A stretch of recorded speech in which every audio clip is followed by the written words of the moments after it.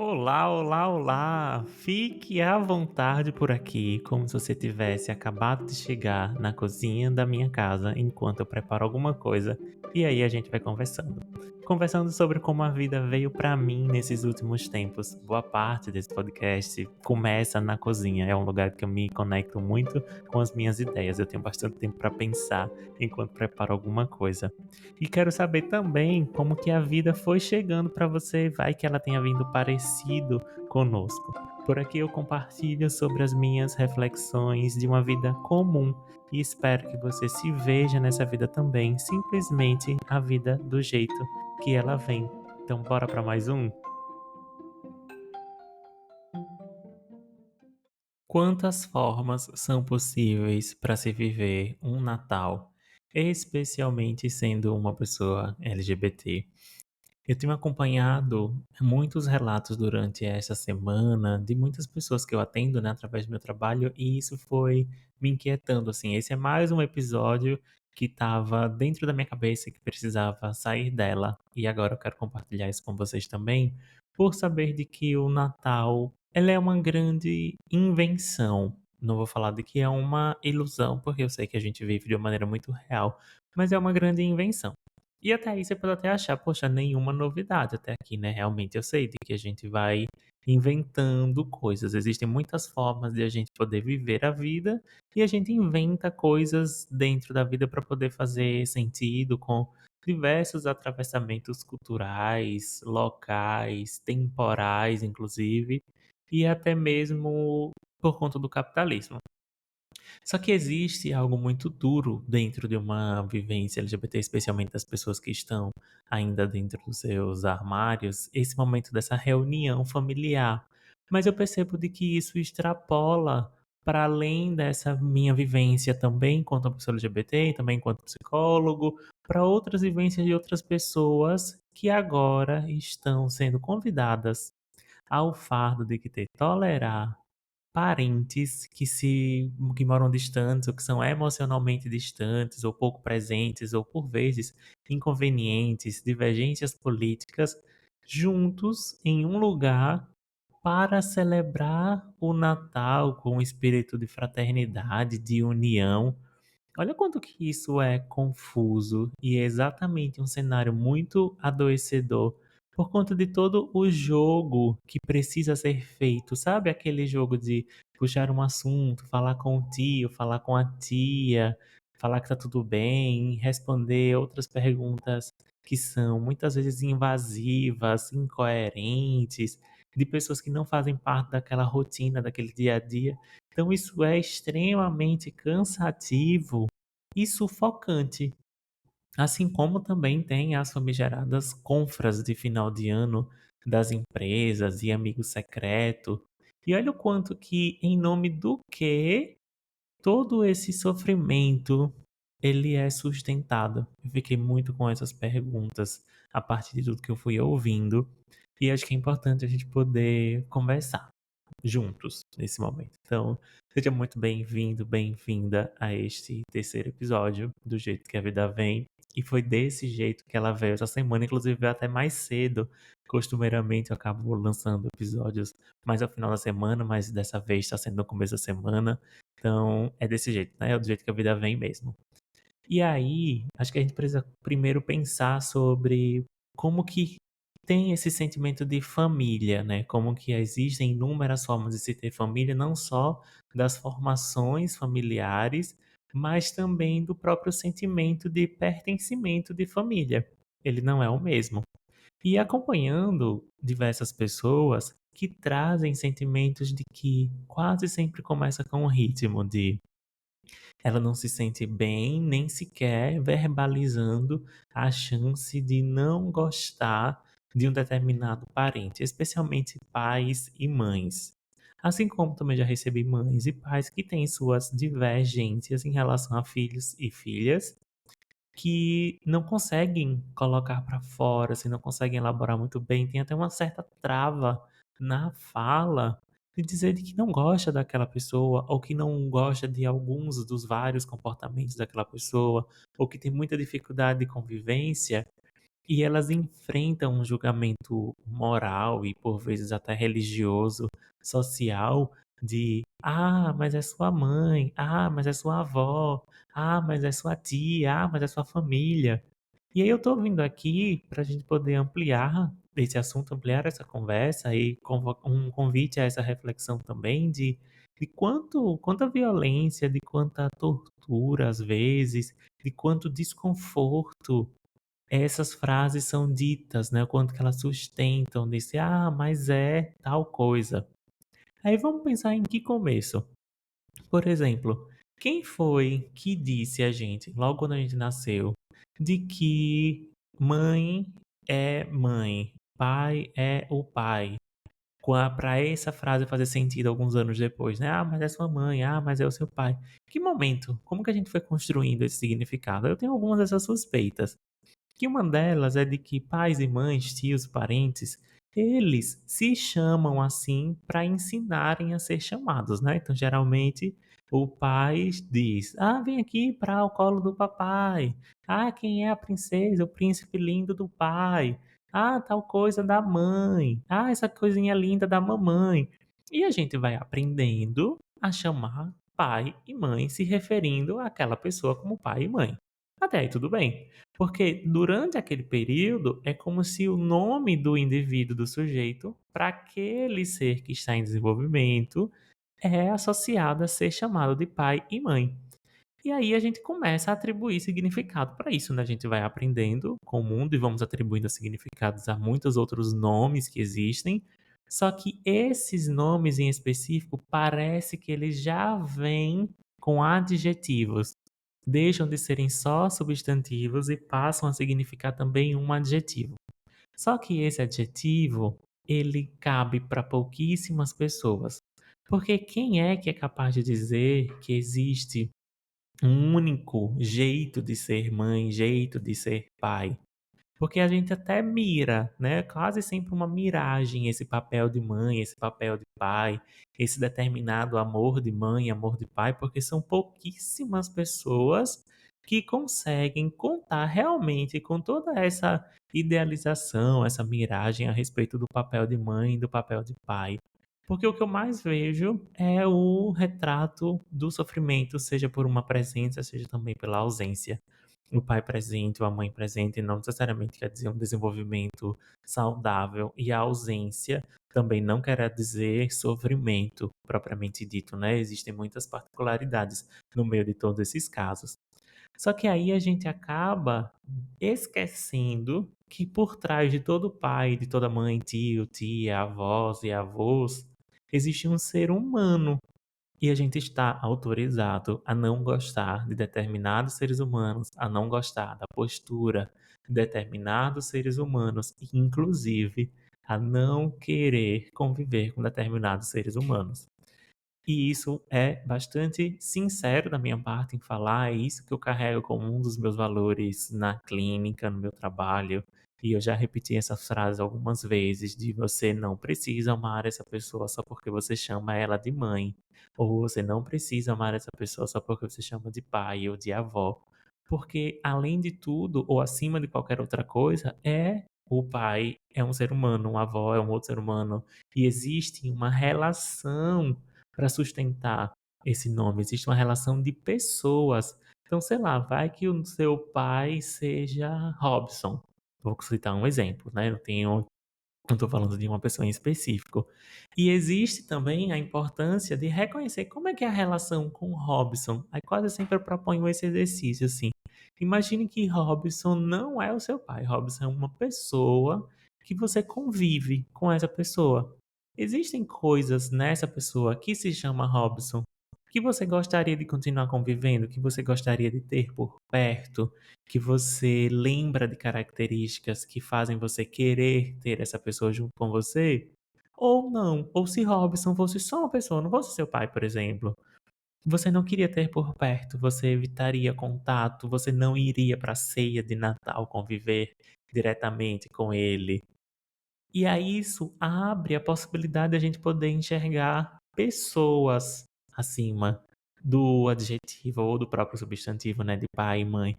porque é muito cruel colocar assim: "Ah, mas é seu pai", porque parece que isso dá a chancela para muitas violências, inclusive para idealizações. E aí eu falo dessa idealização dos 2 lados.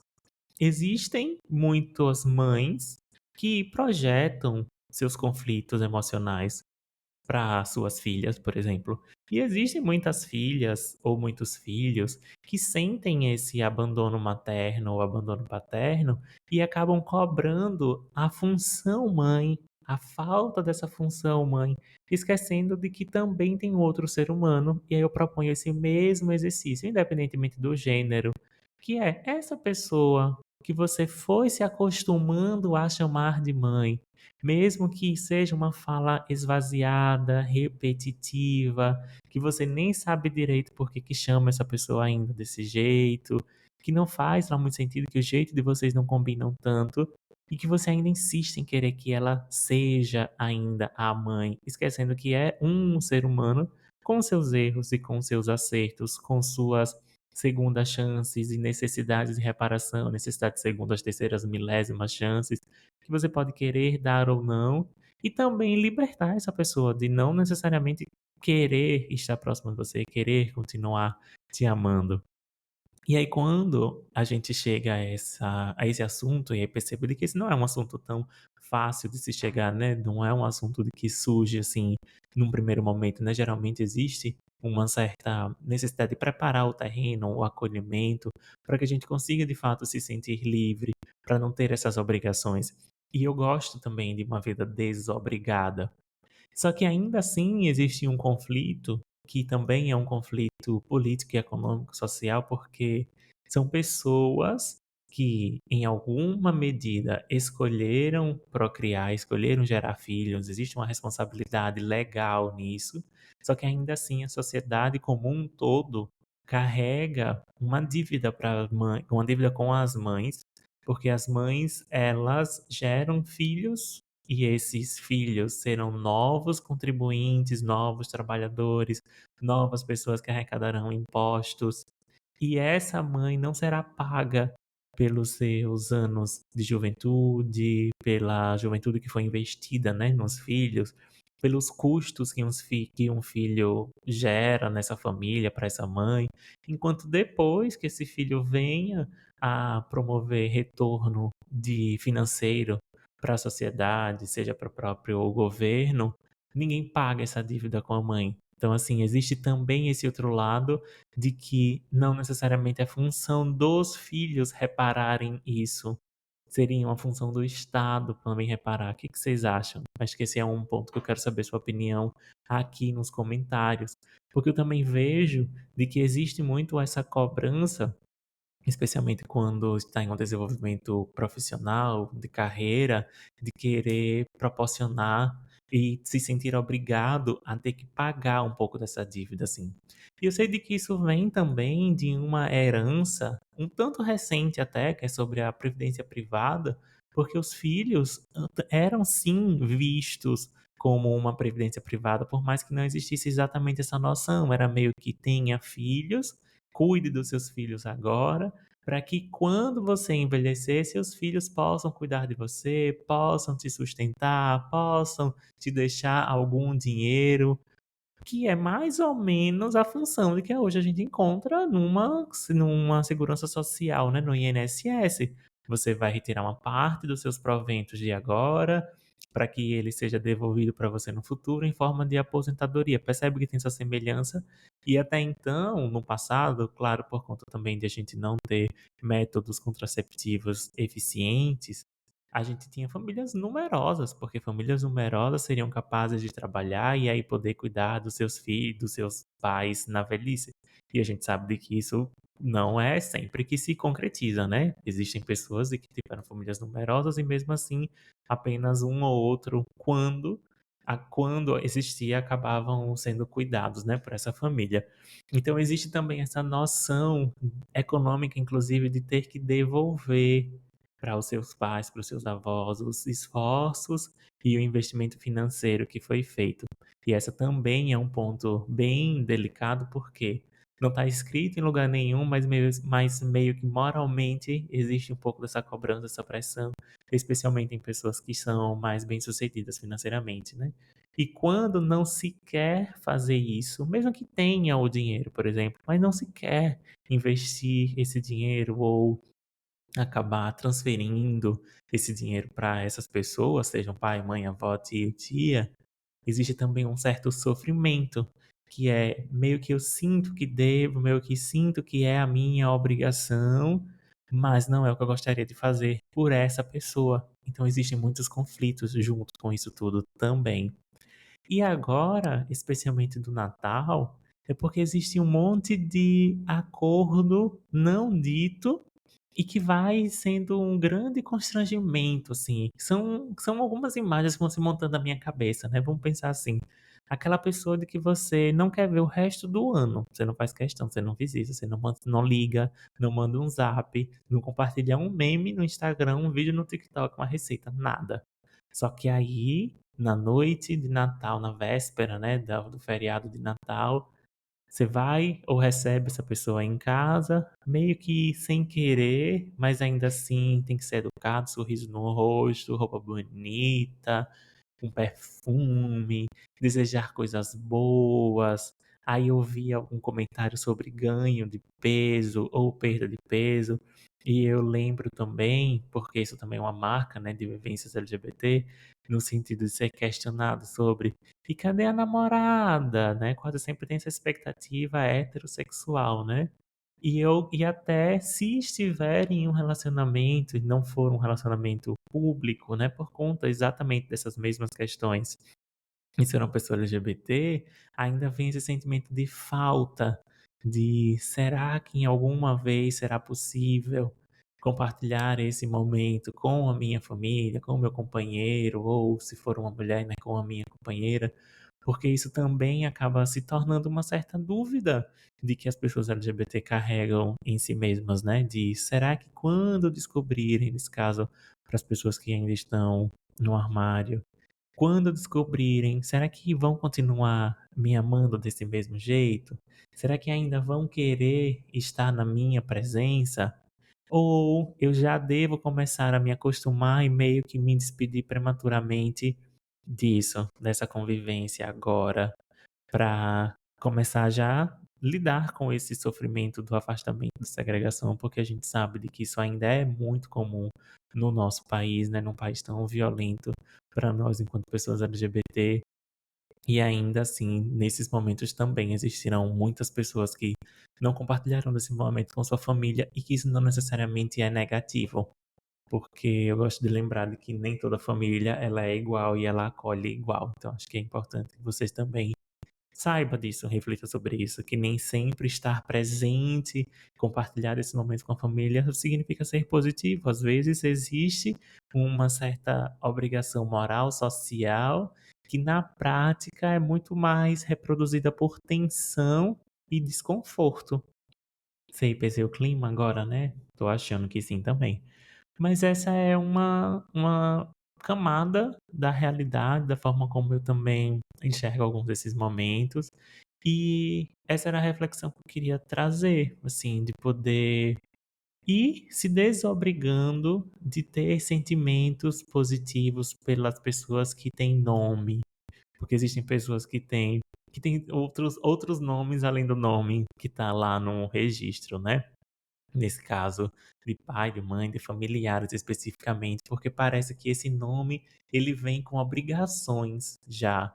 Ele já vem com obrigações de comportamento, obrigações financeiras, e acho que é importante que a gente possa refletir e saber de que existem pessoas e essas pessoas elas podem ser vítimas de outras vítimas. Existe também um certo apelo pela compreensão da história dessa pessoa, de como ela é, da maneira como ela age no mundo, mas que não necessariamente isso precise ser visto como uma justificativa e uma aceitação incondicional. Existem sim pessoas que são ruins mesmo, acho que o melhor substantivo, o adjetivo na verdade, é esse. Existem pessoas que não são boas, existem pessoas que elas não fazem sentido de estarem presentes na nossa vida, no nosso dia a dia, para que a gente possa de fato ter encontros verdadeiros, encontros genuínos, encontros com quem a gente quer estar, e menos dessa obrigação de querer estar ou de ter que estar uma vez ao ano, porque é assim que fica bonita a foto no Instagram.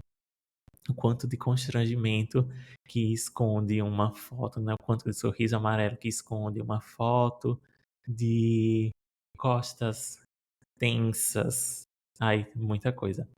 E acho que foi esse um ponto, assim, a vida veio desse jeito, especialmente nessas datas, porque eu fui ouvindo desses relatos de desconforto, de descontentamento, de só de pensar que a data estava chegando, não ter representado como que bom que eu vou encontrar essas pessoas, né? Quase sempre, pelo menos o que eu fui ouvindo, não sei se quase sempre, mas me chamou a atenção. Era esse sentimento de ai, tá chegando, vamos encontrar fulano de tal.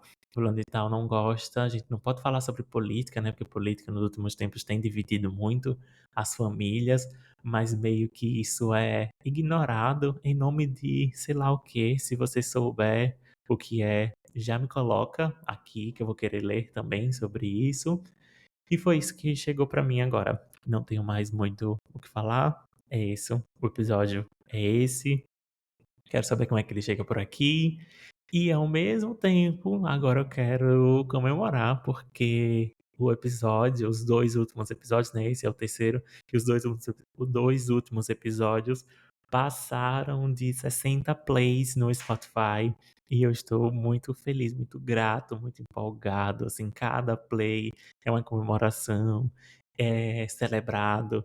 E eu gosto muito de saber de que a minha fala, ela faz sentido, ela chega em eco para outras pessoas que ainda me encorajam, de que estão por aqui. E esse é um espaço que eu estou me apropriando com a ajuda de vocês também. Se você gostou desse podcast, se você quiser estar comigo mais de perto, é só me seguir lá no instagram.com/psicólogo.norton_machado. Se quiser deseja agendar a sua sessão comigo, tem link lá na bio. E se você gostou desse episódio, avalie esse programa com 5 estrelas no Spotify e envie para alguém que possa fazer sentido. Então espero que nesse momento você possa ter um Natal, se já tiver passado o Natal, que o seu próximo ou que esse tenha sido um Natal que você possa ter compartilhado com as pessoas que mais fazem sentido para você, com pessoas que já fazem sentido para você durante o ano e não só nessa data. Se o seu Natal não foi do jeito que você gostaria ou que não vai ser do jeito que você tenha planejado, que essa esperança não morra e que os próximos possam ser mais semelhantes àquilo que faça mais sentido para você. Então, um beijo e um abraço forte e até mais!